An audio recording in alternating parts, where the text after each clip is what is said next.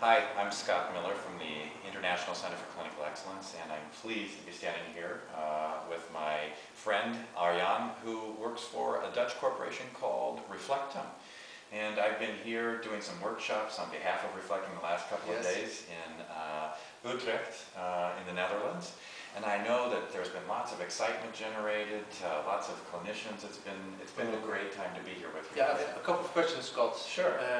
The first one is, when we look at Friday, there were, I think, 35 people that are very experienced in working with the ORS and SRS in the field. Yes. They have a lot of questions about working with that methodology. Yes. Can you give me a summary? Sure. What kind of questions they have? Sure. Do you think they have Well, a good you know, feeling? I think this whole issue of outcome management really seems simple on the surface. We just do a measure, fill it out, and do one at the end of therapy. But frankly, it's a lot more complicated than that, and clinicians find out that there are many nuances and details that have to be attended to. What does it mean if a client's scores go down or up? What am I supposed to do? How do I get a consultation or help? And after they hear the initial message that outcome management may be a good thing, what is inspiring to me is that clinicians want to use that information. And the point is, there is support. We're developing folks right here in the Netherlands who are very experienced. We have 4 associates and trainers for the ICCE that are here to provide training. We have the International Center for Clinical Excellence website. That's at centerforclinicalexcellence.com, where Dutch practitioners can actually go and talk with each other, etc. And I know there are going to be future trainings, webinars, etc., sponsored by and organized by Reflectum. Yes. Yeah. Yeah, I really hope, and I saw Friday late in the afternoon that a lot of people were discussing with each other about their experience during the Friday workshop. Yeah.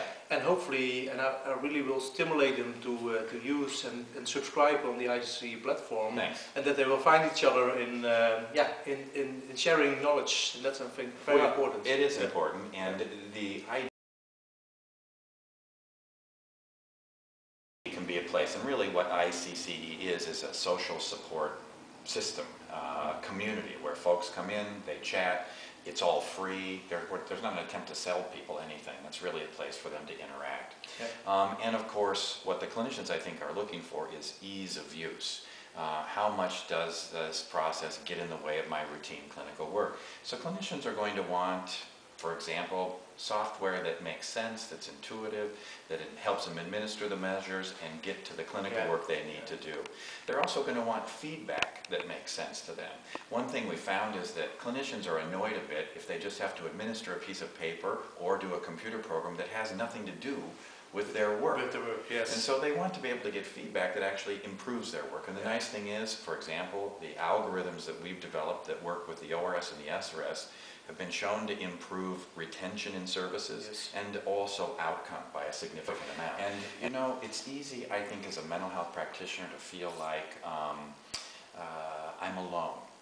I go to my office, I see my clients, and I'm alone, except for when I talk to my supervisor once a month. It might be at best. Yeah, if you have time to even do that. Yeah. Here, you can log on 24 hours a day, and the community is there, and I think some of these people must not have jobs because they seem to be waiting there at their computer. They are very enthusiastic about it. They're enthusiastic and want to help, and I think that's because they've been there too.